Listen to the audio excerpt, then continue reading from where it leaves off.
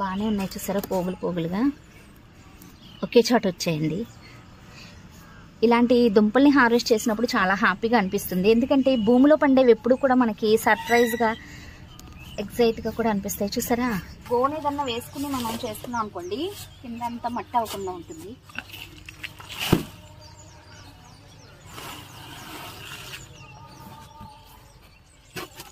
చిలకడ దుంపల్ని ఎంత హ్యాపీనెస్ అండి, మనం పడిన కష్టం అంతా కూడా మర్చిపోతాము. చూసారా ఎంత పెద్ద సైజులోకి వచ్చిందో.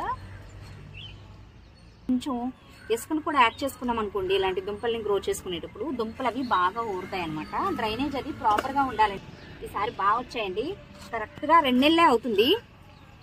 2 నెలల్లో ఎంత మంచి పంట అనేది మనం తీసుకున్నాము.